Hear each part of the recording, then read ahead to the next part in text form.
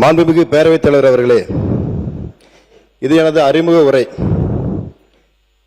இந்த உரை நீண்ட நெடிய சுமார் 31 ஆண்டு கால பொது வாழ்வின் தொகுப்பு.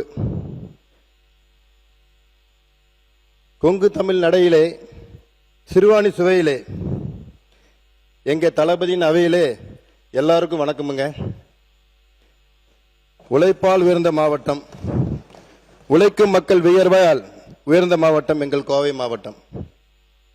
மாண்புமிகு பேரவைத் தலைவர் அவர்களே, கோவை மாவட்டம் கல்வி, மருத்துவம், தொழில்துறை உள்ளிட்ட பல்வேறு துறைகளில் தமிழ்நாடு மட்டுமின்றி இந்தியா மட்டுமின்றி உலக அரங்கில் சிறப்பு மிக்க இடத்தில் உள்ளது.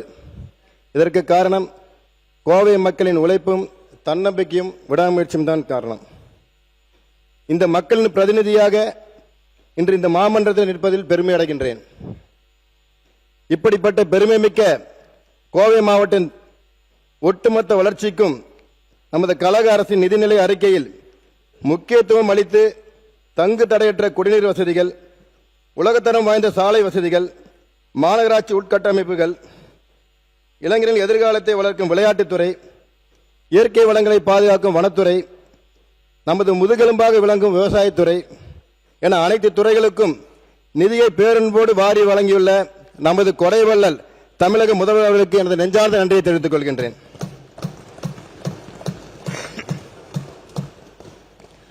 மாண்புமிகு பேரவைத் தலைவர் அவர்களே, நான் எனது இளம் வயதிலேயே 31 ஆண்டுகளுக்கு முன்பு தளபதி அவர்கள் மீது கொண்ட ஈர்ப்பு பற்றால் ஏற்படுத்தி கொண்ட பந்தம்.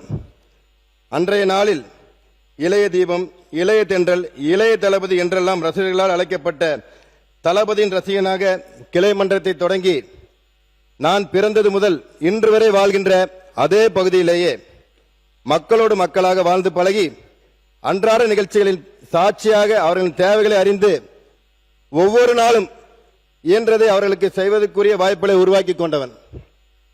அதே பகுதியை உள்ளடக்கிய கோவை வடக்கு சட்டமன்ற தொகுதியில் மொத்தம் 92,500 வாக்குகளையும் 21,992 வாக்கு வித்தியாசத்திலையும் என்னை வெற்றி பெற செய்த எனது தொகுதி மக்களுக்கு, வாக்காளர் சொந்தங்களுக்கு என் நெஞ்சிலிருந்து நன்றியை தெரிவித்துக் கொள்கின்றேன். மாண்புமிகு பேரவைத் தலைவர் அவர்களே, இந்த வெற்றி என்பது மக்களின் வெற்றி. இந்த வாய்ப்பு தளபதி மீது தமிழ்நாட்டு மக்கள் கொண்டுள்ள மாபெரும் நம்பிக்கை. அதனால்தான் மக்களிடம் வாங்கி பழகிறவர்களே தள்ளி வைத்துவிட்டு மக்களுக்கு கொடுத்து பழகிறவர்களை சட்டமன்றத்துக்கு அனுப்பி வைத்திருக்கிறார்கள் தமிழ்நாட்டு மக்கள். இங்க மக்களை பற்றி சொல்லும்போது ஒரே விஷயத்தை பற்றி நான் பேரவைத் தலைவர் அவர்கள் புரட்சி தலைவரோட தீவிர ரசிகர் என்று எங்களுக்கு தெரியும். அவருக்கு ஒரே சின்ன ஒரு பாட்டு மட்டும் பாடிக்கிறேன். அது எதிர்கட்சி தலைவருக்கு பிடிக்கும் தெரியும். தம்பி, நான் படித்தேன் காஞ்சியிலே நேற்று, அதை நாடறிய சொல்லட்டுமா இன்று. அதுல ஒரு வரிகள் இருக்குது. தெரு தெருவாய் கூட்டுவது பொதுநல தொண்டு, ஊரார் தெரிந்து கொள்ள படம் பிடிப்பார் சுயநலம் உண்டு. அப்பவே அவங்க ரீல்ஸை பரப்பியிருக்காங்கிறதுக்கு ஒரு பாட்டு புரட்சி அன்னைக்கே பாடியிருக்காரு. அது மட்டும் இல்லாம மக்கள் நலம் என்றே சொல்லுவார், தன் மக்கள் நலம் ஒன்றினை தான் மனதில் கொள்ளுவார். மக்களுக்காக கிள்ளி கொடுத்து தன் மக்களுக்காக அள்ளி கொடுத்ததை தான் அன்னைக்கு புரட்சி தலைவர் அன்னைக்கே பாடி இருக்கிறாரு. எந்த மக்களுக்காக அவங்க வேலை செஞ்சாங்கிறது புரட்சி தலைவர் அன்னைக்கே பாட்டில் சொல்லியிருக்காரு. தெரிந்து கொண்டு எப்பொழுதுமே இல்ல வர வர வர வர வர அல்ல ஐயா ஐயா முதல்வரை சொல்லிடுறேன். இல்ல விளக்கம் சொல்லிடுறேன், விளக்கம் சொல்லிடுறேன். பாட்டு தாங்க புரட்சி தலைவர் பாட்டு தாங்க பாடி இருக்கிறேன். புரட்சி தலைவர் பாட்டு தாங்க பாடி இருக்கிறேன். நீங்க 4 பேர் அப்படியே உட்காருங்க. நீங்க உட்காருங்க.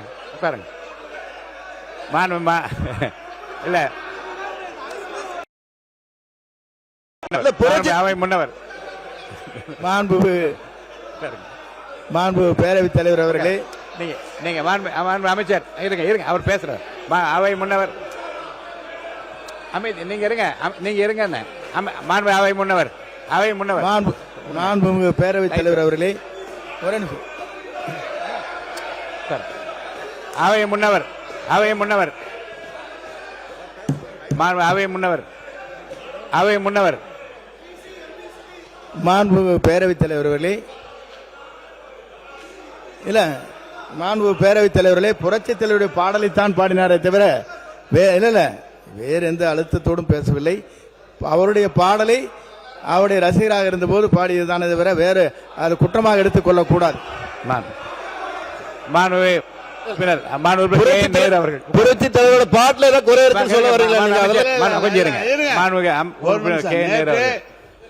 பிற்பட்டோர் நலத்துறைக்கும் இந்த பாடலுக்கு என்ன சம்பந்தம் என்று தெரியவில்லை.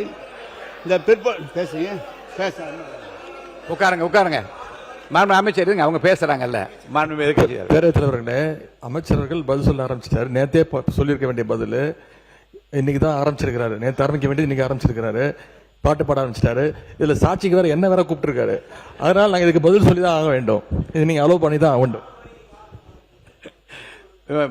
சப்ஜெக்ட்டுக்கு வந்துருங்க. சப்ஜெக்ட் நிச்சயமாக. அதாவது இன்னொன்னு நீங்க சொல்லிட்டீங்க.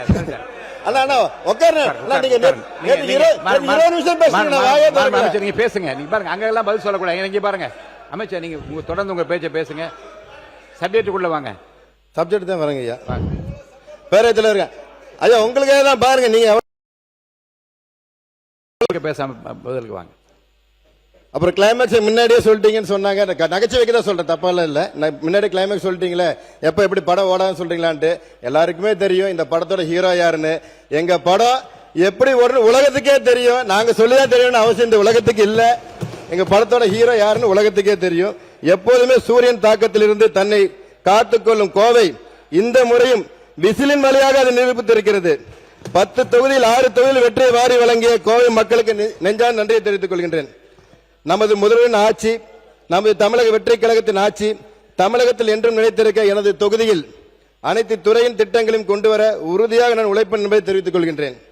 மாண்புமிகு பேரவைத் தலைவர் அவர்களே, இதனால் இவன் முடிக்கும் என்றாய்ந்து அதனை அவன்கண் விடல் எனும் ஆதிவன் திருவள்ளுவர் குரலுக்கேற்ப லஞ்சம் கேட்டால் கொடுக்க வேண்டாம். ஏன்னா இந்த ஆட்சி எங்க அண்ணனோட ஆட்சி, என் தம்பியோட ஆட்சி, என் பிள்ளையோட ஆட்சி என்று சொல்லக்கூடிய முதல்வர் அவர்களே, ஊழல் செய்ய மாட்டோம், ஊழல் செய்ய விட மாட்டோம், ஊழல் செய்தவர்கள் விட மாட்டோம் என்ற இந்த மாமன்றத்திலே சிங்கம் போல் கர்ஜித்த சி ஜோசப் விஜய் எனும் நான் என்ற நம்ம முதலமைச்சரை தேர்ந்தெடுத்த மானமிக்க தமிழக மக்களுக்கு கோடான கோடி நன்றியை தெரிவித்துக் கொள்கின்றேன். மாண்புமிகு பேரவைத் தலைவர் அவர்களே, இந்த நேரத்திலே தமிழக வெற்றி கழகத்தின் பொதுச் செயலாளரும் மாண்புமிகு ஊரக வளர்ச்சித்துறை மற்றும் நீர்வளத்துறை அமைச்சரும் எனது அரசியல் ஆசானமான எனது அண்ணன் ஆனந்தன் அவர்களை வணங்குகின்றேன். 12 ஆண்டுகளுக்கு முன்பு ஆனந்தன் அவர்கள் என்னிடம் கூறிய ஒரு விஷயத்தை மாவட்டத்தில் பதிவு செய்ய விரும்புகின்றேன். தமிழக முதலமைச்சராக தலைவர் தளபதி விஜய் அவர்கள் வெகு விரைவில் அறையில் அமர்வார். அந்த நேரத்தில் அன்றைக்கும் ஆளும் கட்சியினர் தான் எதிர்க்கட்சி வரையில் அமர்ந்திருப்பார் என்று ஒரு தீர்க்கதரிசியை போல் சொல்லியிருந்தார். அது மட்டுமல்ல, என்றைக்கா இருந்தாலும் நீங்க எல்லாம் பச்சைக்கில கையெழுத்து போடுவீங்க, ஏன்னா உங்க உழைப்பு அப்படின்னு எங்களை உற்சாகப்படுத்தி வழிநடத்தியவர் ஆனந்தன் அவர்கள். அவர் சொன்னது இன்று நிறைவேறியுள்ளது. கண்டிக்க வேண்டிய நேரத்தில் கண்டித்தும் கனிவு காட்ட வேண்டிய கனிவு காட்டியும் வழிநடத்துபவர்களே சிறந்த தலைமை பண்பார்கள். அப்படி ஒருவராக திகழ்வர் புரட்சி தலைவர் எம்ஜிஆர் அவர்களின் அரசியல் பாசறையில் உருவான ஆற்றல் மிகு தலைவர். 1000 விளக்கு தொகுதி மக்களின் அன்பை பெற்று இன்று ஒட்டுமொத்த தமிழகத்தின் சட்டமன்ற பேரவைக்கு ஒளியாய் விளங்குபவர். அனுபவத்தின் சிகரம், சமத்துவத்தின் அடையாளம். இந்த மாமன்றத்தில் எங்களுக்கெல்லாம் வழிகாட்டி மாண்புமிகு பேரவைத் தலைவர் அவர்களுக்கு எனது வணக்கத்தை தெரிவித்துக் கொள்கின்றேன். மாண்புமிகு பேரவைத் தலைவர் அவர்களே, இந்த மாமன்றத்தில் முரசம் முழங்கட்டும், மன்றம் நிறையட்டும். வீரம் கொண்டவர்கள் பலர், வெற்றி கண்டவர்கள் சிலர். ஆனால் வெற்றிக்கு பின்னாலும் வணக்கம் மறக்காதவர் சிலர். வாள் கொண்டு வென்ற நிலம் காலத்தால் மறக்கப்படும், ஆனால் அறம் கொண்டு வென்ற மனம் தலைமுறை கடந்து பேசப்படும். முடி சூடுவதால் மன்னன் அல்ல, மக்கள் மரியாதை சூடுபவரே மன்னன். அந்த மன்னன் யார்? அவர்தான் தளபதி விஜய். இன்று மாமன்றத்தில் பேசுகிறேன், நாளை வரலாறு பேசும். விஜய் என்பது சொல்லல்ல, செயலின் தொடக்கம். விஜய் என்பது பெயர் அல்ல, வெற்றியின் விலாசம். அவர் வருகையை சாதாரண வருகை என்று எண்ணாதீர்கள். அவர் கடந்து வந்த பாதையில் தடைகள் இருந்தன. தடைகள் இருந்த இடத்தில் தடம் பதித்தவர். அவரை தடுக்க நினைத்தவர்கள் பலர், அவரை தாழ்த்த நினைத்தவர்கள் பலர். விதியால் முடியாததை கூட ஒரு முயற்சியால் வெல்ல முடியும் என்பதற்கு அவரே ஒரு எடுத்துக்காட்டு. மாண்புமிகு பேரவைத் தலைவர் அவர்களே, மகுடம் என்பது தலையில் சூடுவது அல்ல, ஆனால் தலைவன் என்பவர் வரலாற்றால் சூடப்படுவது. அத்தகைய தலைமைக்கான தகுதியை தேடிய இந்த மன்றம் அதற்கு பதிலாக ஒரே ஒரு பெயரை சொல்கிறது. அந்த பெயர்தான் தளபதி விஜய். நிலம் வென்று நிலை கொள்பவர்கள் மன்னன் அல்ல, மக்கள் மனம் வென்று மண்ணின் நலம் காப்பவனே மன்னன். காற்றுக்கு எதிராக நடந்தால் அவன் பிடிவாதக்காரன், காலத்துக்கு எதிராக நடந்தால் அவன் போராளி. காலத்தையே திரும்பி பார்க்க வைத்தவர்கள் தான் ஒரு சரித்திரம். ஆம், எங்கள் தலைவர் ஒரு சரித்திரம். மாண்புமிகு பேரவைத் தலைவர் அவர்களே, எந்த அவைக்கும் அறிமுகம் தேவையில்லை, அவர் வந்தாலே போதும். அரங்கம் அதிரும், அவர்தான் தளபதி விஜய். பிறர் இட்டு சென்ற இடத்து தடத்திலே பயணம் செய்தவர் பலர். தனக்கென பாதையை உருவாக்கி அதில் முதலடி அடியை பதித்தவர் தான் தளபதி விஜய். சிங்கம் காட்டுல ராஜா ஆகிறதுக்கு யாருக்கிட்டும் அனுமதி கேட்காது. சிங்கம் காட்டுல ராஜா ஆகிறதுக்கு யாருக்கிட்ட அனுமதி கேட்காது. அது நடந்தாலே போதும், காடு தானா வழிவிடும். அதே மாதிரி தலைவன் சொல்றது வெறும் நாட்காலில் இல்ல, தலைமுறைக்கும் வழிகாட்டுவது தான் இருக்கு. மாண்புமிகு பேரவைத் தலைவர் அவர்களே, செந்தமிழ் வாழும் திருநாட்டில் சிந்தனை விதைக்கும் சிறப்போடு வார்த்தைகள் வெறும் வார்த்தைகள் அல்ல, பலர் வாழ்வை மாற்றும் வாக்குறுதிகள். நெஞ்சில் நிதானம், செயலில் வேகம், சிந்தனையில் தெளிவு, தமிழ் மலம் கமலின் மண்ணிலே தலைமைக்கான தடம் பதித்தவர் நம் தளபதி. சொல்லில் செம்மையும் செயலில் நேர்மையும் எண்ணத்தில் உயர்வும் பணியில் வேகமும் கொண்டவர். மகுடம் சூடுவதற்கு முன்பே மக்கள் மனதில் இடம் பிடித்தவர் நம் தளபதி. சமூக நீதி வகுத்த அம்பேத்கர் போல, சமத்துவம் படித்த காமராஜர் போல, வீரம் பகுத்தறை விளைத்த பெரிய புகுத்திய அஞ்சலம்மாள் போல, தமிழுறவு ஊட்டிய அண்ணா போல, அரசியல் புரட்சியை நீட்டிய எம்ஜிஆர் போல, அனைத்தையும் சாதனைப்படுத்திய சாதனை நாயகரே, மக்கள் சேவகரே, எப்போது நம் படை வெல்லும், இதையே வரலாறு சொல்லும். ஆளும் மன்னனுக்கும் அரங்கில் அமர்ந்திருக்கும் அனைவருக்கும் நன்றி. மாண்புமிகு பேரவைத் தலைவர் அவர்களே, சமூகத்தில் யாரும் பின்தங்கிவிடக் கூடாது என்பதுதான் நல்லாட்சியின் அடிப்படை. வாய்ப்புகள் சிலருக்கு மட்டுமல்ல, வாய்ப்பு கிடைக்காதவர்களுக்கும் வாய்ப்பை உருவாக்குவதுதான் நமது கடமை. அந்த உயர்ந்த சிந்தனையோடு சமூக நீதியை நிலைநாட்டி கல்வி, வேலைவாய்ப்பு, பொருளாதாரம் என பிற்படுத்தப்பட்ட மக்களின் முன்னேற்றத்திற்காக தொடர்ந்து செயல்படுகிறது பிற்படுத்தப்பட்ட நலத்துறை. உயர்ந்தவர் தாழ்ந்தவர் என்று வேறுபாடு இல்லாமல் ஒவ்வொரு குடும்பமும் முன்னேற வேண்டும், ஒவ்வொரு இளைஞனும் கனவு நனவாக வேண்டும், அதுவே நமது வளர்ச்சி என்று உறுதியுடன் கூறும் மாண்புமிகு முதலமைச்சர் அவர்கள் தலைமையிலே சமூக நீதியும் சமத்துவமும் கொண்ட ஒரு புதிய பாதையை நோக்கி தமிழ்நாடு முன்னேறுகிறது. முன்னேறியவர்களின் வெற்றியை பாராட்டுவது மட்டும் ஆட்சி அல்ல, முன்னேற வேண்டியவர்கள் கையை பிடித்து அவர்களை முன்னேற்றுவதுதான் நல்லாட்சி. ஒரு மாணவரின் கல்வி, ஒரு இளைஞரின் வேலை வாய்ப்பு, ஒரு குடும்ப பொருளாதார முன்னேற்றம், இவை அனைத்துமே சமூகத்தின் ஒட்டுமொத்த வளர்ச்சியின் அடையாளங்கள். வாய்ப்பு கிடைத்தால் திறமை வெல்லும், திறமைக்கு வழி அமைத்தால் சமூகம் வெல்லும். இந்த நம்பிக்கையோடு மிக பிற்படுத்தப்பட்ட சீர்பெறும் மக்களின் கல்வி, பொருளாதாரம் மற்றும் சமூக முன்னேற்றத்துக்கான அவர்களின் தேவைகளை அறிந்து அவர்களுக்கான வாய்ப்புகளை உருவாக்கி சமூக நீதி செயல்பாட்டின் மூலம் வலுப்படுத்துகிறது பிற்படுத்தப்பட்ட நலத்துறை. ஒவ்வொருவருக்கும் வாய்ப்பு, ஒவ்வொரு குடும்பத்திற்கும் முன்னேற்றம், ஒட்டுமொத்த தமிழ்நாட்டுக்கும் சமத்துவ வளர்ச்சி. ஒரு தலைமுறையே மாற்ற வேண்டும் என்றால் அந்த தலைமுறையின் கையில் கல்வியை கொடுக்க வேண்டும். பிற்படுத்தப்பட்ட சமூகத்தைச் சேர்ந்த ஒவ்வொரு மாணவனும் உயர்கல்வி பெற வேண்டும், ஒவ்வொரு இளைஞனும் தனது திறமைக்கேற்ற வாய்ப்புகளை பெற வேண்டும். திறமை இருந்தும் வாய்ப்பில்லாத நிலை இருக்கவே கூடாது. வாய்ப்பை கிடைத்தால் எந்த சமூகத்தை சேர்ந்தவரும் உயர முடியும்.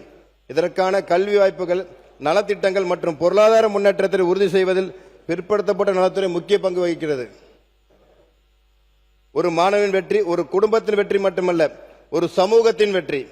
ஒரு பெண்ணின் பெருமை, குடும்பத்தின் ஒளி, நமது சமூகத்திற்கான வழி. பெண்கள் சிறக்க குடும்பமும் உயரும். சமூக நீதியின் சரித்திரனாக விளங்கும் நமது முதல்வர் அவர்கள் மாணவ மாணவியின் வாழ்க்கை தரத்தையும் பின்தங்கிய மக்களின் வாழ்வாதாரத்தையும் உயர்த்தும் மிக உன்னதமான பிற்படுத்தப்பட்ட நலத்துறையை என்னிடம் ஒப்படைத்திருக்கிறார்கள். இந்த துறையின் வரலாற்றிலே இல்லாத அளவிற்கு மாண்புமிகு தமிழக முதல்வர் அவர்களின் ஆட்சியிலே கல்வி பயிலும் ஒரு ஏழை மாணவன் கூட உணவிற்கோ, தங்குமிடத்திற்கோ, உயர்கல்விக்கோ, வேலை வாய்ப்புக்கு சிரமப்படக்கூடாது என்பதில் உறுதியாக இருந்து ஒவ்வொரு மாணவரையும் தனது தம்பியாகவும் ஒவ்வொரு மாணவியையும் தனது சகோதரியாகவும் நினைத்து அவர்களின் நலன்களை பாதுகாக்க பல்வேறு அதிரடி நடவடிக்கைகளை தொடர்ந்து எடுத்து வருகிறார். மேலும் ஜென்சி மாணவ மாணவியின் நலன் கருதி இன்றைய தலைமுறையின் கருத்தறிந்து 5,32,000 மாணவ மாணவியருக்கு ரூபாய் 277 கோடி செலவில் நவீன மிதிவண்டி, அதனுடன் தண்ணீர் பாட்டில் மற்றும் தலைக்கவசம் வழங்க உத்தரவிட்டுள்ளார். தலைக்கவசத்தை அணிவதன் மூலம் மாணவ பருவத்திலேயே சட்டத்தை மதிக்கவும் உயிரை பாதுகாக்கவும் பழகும் மாணவ மாணவி பிற்காலத்தில் நல்ல சமுதாயத்தை உருவாக்கல் என்பது உறுதி செய்துள்ளார். அவர் வழியில் இதுவரை 15 மாவட்டங்களில் 150க்கும் மேற்பட்ட மாணவ மாணவி விடுதிகளை நேரில் சென்று ஆய்வு செய்து விடுதிகளின் சமையலறை, உணவுக்கூடம், உணவுகளின் தரம், சுத்தமான குடிநீர், தங்கும் அறைகள், படிக்கும் அறைகள், அடிப்படை வசதி, கழிப்பறைகளின் சுகாதாரம், விளையாட்டு மைதானங்கள், விளையாட்டு பொருட்கள், வெற்றி நூலகம் ஆகியவற்றை ஆய்வு செய்து வருகின்றோம். அது மட்டுமல்லாது மாணவ மாணவிகள் நேரடியாக தங்கள் குறைகள் மற்றும் தேவைகளை அரசுக்கு தெரியப்படுத்தும் வண்ணம் ஒரு சிறப்பு தொலைபேசி எண் மாண்புமிகு முதல்வர்களின் கரங்களால் அறிமுகப்படுத்தப்பட்டு எனது நேரடி கண்காணிப்பின் கீழ் கவனிக்கப்படுகிறது என்பதை மாமன்றம் தெரிவித்துக் கொள்கின்றேன்.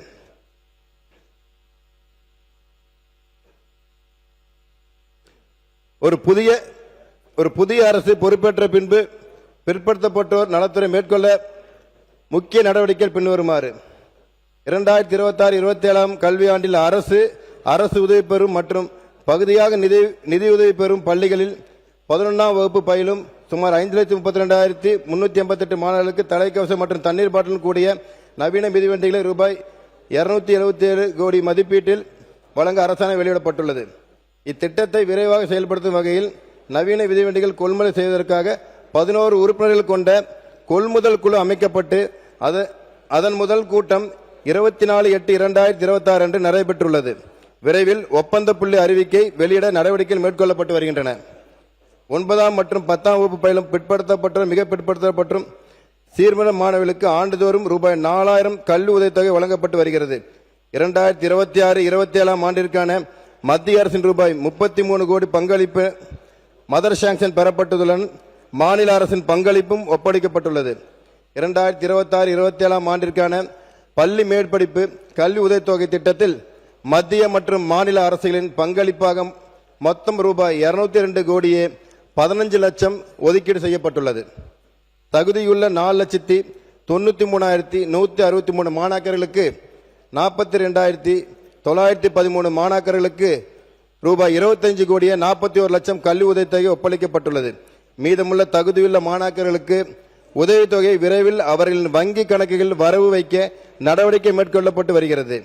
துறையின் கீழ் செயல்படும் 1310 சமூக நீதி விடுதிகளில் மாணாக்கர்களின் பாதுகாப்பை மேலும் வலுப்படுத்தும் வகையில் HMIS hostel management information system மூலம் கண்காணிப்பு கேமராக்கள் மற்றும் முக அங்கீகார அடிப்படையிலான பயோமெட்ரிக் கருவிகள் பொருத்தப்பட்டு வருகின்றன.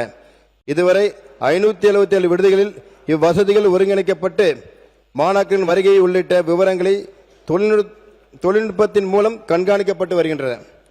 மாணாக்கரின் நலன், பாதுகாப்பு மற்றும் கண்ணியமான தங்குமிடத்தை உறுதி செய்வதில் மாண்புமிகு முதலமைச்சர் அவர்களின் தனிப்பட்ட கவனம் செலுத்தி வருகிறார். விடுதிகளில் உயர்தர சுகாதாரம், தூய்மை, பாதுகாப்பு, உணவு தரம் மற்றும் அடிப்படை வசதிகளை உறுதி செய்ய நேரடியாக ஆய்வு மேற்கொண்டு அலுவலர்களுக்கு உரிய அறிவுரைகள் வழங்கப்பட்டுள்ளன. மாணாக்கரின் நலனில் 100 விழுக்காடு விடுதிகளையும் மாவட்ட பிற்படுத்தப்பட்ட மற்றும் சிறுபான்மை நல அலுவலர்கள் நேரடியாக பார்வையிட்டு ஆய்வு செய்ய அறிவுறுத்தப்பட்டுள்ளது. மாண்புமிகு முதலமைச்சர் அவர்களின் அறிவுறுத்தின்படி வடிவமைக்கப்பட்டுள்ள ஆய்வு படிவத்தின் விடுதிகளின் நிலை, மாணாக்கரின் தேவைகள் மற்றும் குறைகள் பதிவு செய்யப்பட்டு ஒவ்வொரு மாதமும் அறிவிக்கை சமர்ப்பிக்கப்படுகிறது. ஒரு மாத ஆய்வில் கண்டறியப்படும் குறைகள் அடுத்த மாத ஆய்வில் நிவர்த்தி செய்யப்பட்டுள்ளதா என்பதை கட்டாயமாக மீளாய்வு செய்யப்படுகிறது. அதன் மூலம் குறைகள் வெறுமனே பதிவு செய்யப்படாமல் அவற்றுக்குரிய உரிய தீர்வுகள் கிடைக்கும் வரை தொடர் கண்காணிப்பு மேற்கொள்ளப்பட்டு வருகிறது. கடந்த 3 மாதங்களாக மாவட்ட அலுவலர்களுடன் தொடர் ஆய்வு கூட்டங்கள் நடத்தப்பட்டு விடுதிகளில் தங்கி பயிலும் மாணாக்கரின் குறைகள், தேவைகள் மற்றும் பாதுகாப்பு சார்ந்த அம்சங்கள் குறித்து விரிவான ஆய்வு செய்யப்பட்டுள்ளது. கண்டறியப்பட்ட குறைகளுக்கு உடனுக்குடன் தீர்வு காண உரிய நடவடிக்கை மேற்கொள்ளப்பட்டு வருகிறது. அனைத்து சமூக நீதி விடுதிகளையும் மாவட்ட பிற்படுத்தப்பட்டோர் மற்றும் சிறுபான்மை நல அலுவலர்கள் ஒவ்வொரு மாதமும் தணிக்கை செய்ய அறிவுறுத்தப்பட்டுள்ளது. குறிப்பாக விடுதிகளின் தூய்மை, குடிநீர், கழிப்பறை, தங்குமிடம், உணவு பாதுகாப்பு மற்றும் மாணாக்கர்களுக்கு அடிப்படை வசதிகள் தொடர்ந்து கண்காணிக்கப்பட்டு வருகின்றன.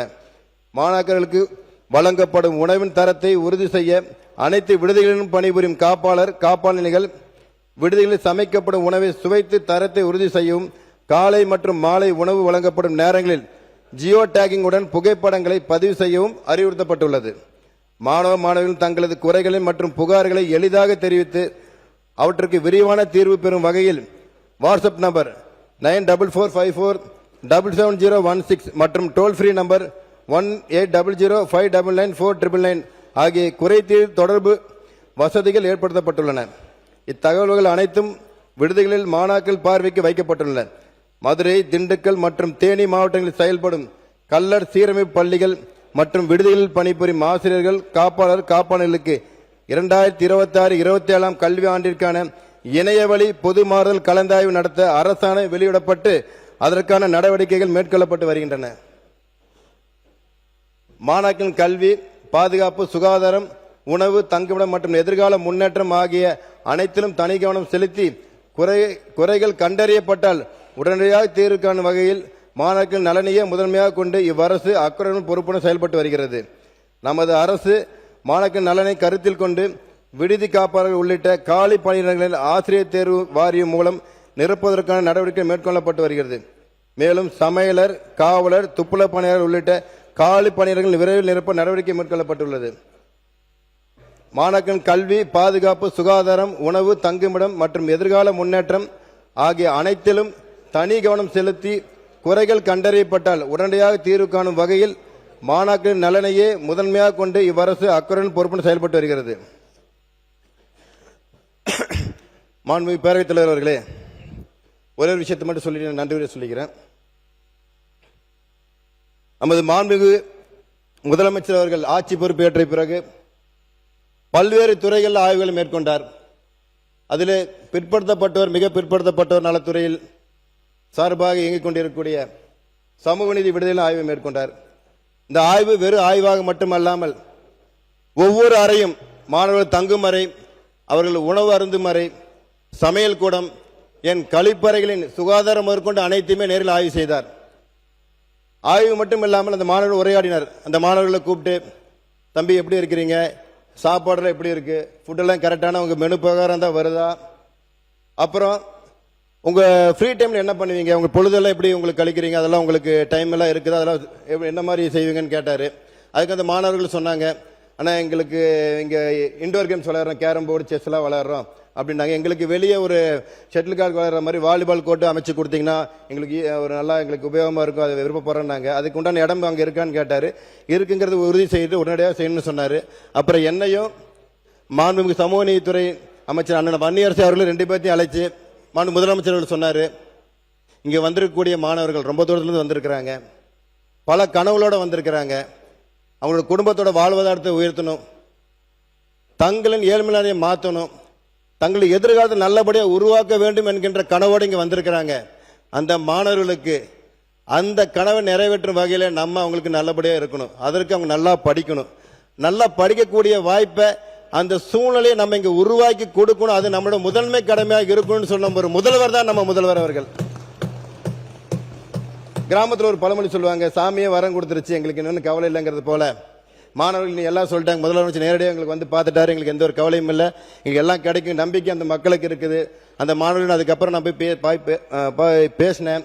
அந்த மாணவர்கள் கிட்ட சொன்னாங்க, என்னப்பா நம்ம சிஎம் வந்தாரு, உங்ககிட்ட பேசினாரு, உங்களுக்கு எப்படி இருக்குன்னு கேட்டேன். ஆனால் எங்களை சிஎம் பார்த்த மாதிரி இல்லைண்ணா, எங்கள் அண்ணனே எங்களை பார்த்த மாதிரி இருக்கு, எங்கள் அண்ணன் நான் பார்த்த மாதிரி இருக்குது. ஏன்னா அவ்வளோ அவர் அக்கறையாக, எங்கள் அண்ணன் வந்து எப்படி கேட்பாரு, என்னப்பா சாப்பிட்டு உடம்பு எப்படி இருக்குன்னு, அந்த மாதிரி ஒரு அக்கறையோட விசாரிச்சு ஒரு முதல்வர் எங்களுக்கு கிடைச்சிருக்காரு, எங்களுக்கு எந்த கவலையும் இல்லை, நாங்கள் நல்லா இருக்கோம் அப்படின்னாங்க. அதே போல் பல இடங்களில் வந்து புகார்கள் வந்துட்டு இருக்குன்னு ஒரு விமர்சனம் வந்தது. நிச்சயமாக சொல்கிறேன், இந்த குறைகள் முன்பிருந்தே இருந்திருக்குது. ஆனால் இப்போ சொன்னால் குறைகளுக்கு வந்து தீர்வு கிடைக்காது, இன்னைக்கு சொன்னால் தீர்வு கிடைக்க நம்பிக்கையில் இன்னைக்கு மாணவர்கள் வெளியே சொல்கிறாங்க. அந்த நம்பிக்கைக்கு உண்மையாக எங்களுடைய அரசு செயல்படும் என்பதை தெரிவித்துக் கொண்டு, மாண்புமிகு பேரவைத் தலைவர் அவர்களே, பிற்படுத்தப்பட்ட நலத்துறை அறிவிப்புகளை வாசிப்பதற்கு முன்பாக ஒரே ஒரு விஷயத்தை இந்த மாமன்றத்தில் தெரிவித்துக் கொள்ள விரும்புகின்றேன். 108 அறிவிப்பெல்லாம் வாசிச்சாச்சு. நன்றி நன்றி நன்றி நன்றி நன்றி சொல்லி நன்றி நன்றி நன்றி நன்றி நன்றி. 2 மணி டைம் இருக்கு. வாய்ப்பளித்த மாண்புமிகு பேரவைத் தலைவர் அவர்களே, 108க்கு மட்டும் ஒரு விளக்கம் மட்டும் சொல்லிடுறேன். சின்னதா 2 ஒரே நிமிஷம் தாங்க, நீ டைம் வேணா பாத்துங்க, அதுக்கு மேலே நான் எடுத்துக்க மாட்டேன். ஏன்னா காலம் பொன் போன்றது எங்களுக்கும் தெரியும். 108க்கு ஒரு வரலாறு இருக்குது. எப்பொழுது மக்கள் 108 நினைப்பார்கள், தங்கள் ஆபத்து காலங்களிலும் தங்களை பாதுகாத்துக் கொள்ளவும் உயிர் காக்கும் சேவையை பெறும் அழைக்கும் எண் 108. ஆபத்து காலங்களில் 108 அவசர உதவி போல தமிழக மக்கள் தங்கள் அச்சத்தையும் பிரச்சனைகளையும் போக்க தமிழக வெற்றி கழகத்துக்கு 108 எம்எல்ஏக்களை பரிசாக வழங்கியுள்ளார்கள் மட்டும் தெரிவித்துக் கொண்டு வாய்ப்பளித்த மாண்பு பேரவைத் தலைவர் அவர்களுக்கும் எனக்கு வாய்ப்பளித்து சட்டமன்றத்துக்கு அனுப்பி வைத்த கோவை வடக்கு தொகுதி மக்களுக்கும் கோவை மாவட்ட பொதுமக்களுக்கும் என் உயிரின் மேலான தமிழக வெற்றி கழக சொந்தங்களுக்கும் கடந்த ஆண்டு இதே மாதத்தில் எங்களை விட்டு பிரிந்து சென்று உடனடி சேர்ந்த மாநின்று வாழ்த்தும் எனது தந்தை வேலாயுதம் அவர்களுக்கும் எனது உயிரின் மேலான தாய்க்கும் என்னுடைய ரசிகர் மன்றத்தின் வழிகாட்டியாக தெய்வ திரு டி.என். தாமோதரன் அவர்களுக்கும் நற்பணி மன்றம் மக்கள் இயக்கம் அரசியல் பயணம் மக்கள் பணி என அனைத்திலும் என்னுடன் துணை நிற்கும் எனது அன்பு மனைவி மற்றும் ஆசை குழந்தைகளுக்கும் என்னுடன் உறவாக பயணிக்கும் அனைவருக்கும் என்னோட உறுதுணையாக இருக்கும் அரசு தலைமை செயலாளர் திரு எம் சாய்குமார் ஐஏஎஸ் அவர்களுக்கும் நிதித்துறை அரசு கூடுதல் தலைமைச் செயலாளர் திரு எம் ஏ சித்திக் ஐஏஎஸ் அவர்களுக்கும் அரசு செயலாளர் திரு வி தட்சிணாமூர்த்தி ஐஏஎஸ் அவர்களுக்கும் இயக்குனர் திரு எம் பிரதீப்குமார் ஐஏஎஸ் அவர்களுக்கும் ஆணையர் திருமதி வி கலையரசு ஐஏஎஸ் அவர்களுக்கும் துறை உயர் அலுவலர் அனைத்து பணியாளர்களுக்கும் மற்றும் எனது பிற்படுத்தப்பட்டோர் நலத்துறை அமைச்சர் அலுவலக அனைவருக்கும் எனது இதயபூர்வமான நன்றியை பதிவு செய்கின்றேன். நன்றி, வணக்கம். வெட்டு தீர்மானம் திரும்ப பெற்றுக்கொண்டு அது படிச்சிருங்க.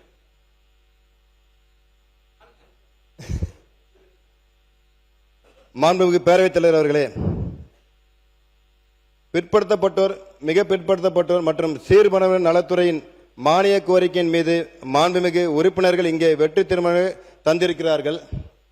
துறை சார்ந்து பல்வேறு நல்ல ஆலோசனைகளையும் அறிவுரைகளையும் மாண்புமிகு உறுப்பினர்கள் அவையின் முன் எடுத்துரைத்துள்ளீர்கள். இந்த வெற்றி தீர்மானங்களுக்கெல்லாம் கொள்கை விளக்க குறிப்பிலும் எனது பதிலுரையிலும் பல விரிவான விளக்கங்களை அளித்துள்ளேன். எனவே இந்த பதிலுரை ஏற்று மாண்புமிகு உறுப்பினர்கள் தங்களது வெற்றி தீர்மானங்களை திரும்ப பெற்றுக்கொண்டு இந்த மானிய கோரிக்கையை நிறைவேற்றி தருமாறு மாண்புமிகு பேரவைத் தலைவர் அவர்கள் வாயிலாக கேட்டுக்கொள்கின்றேன்.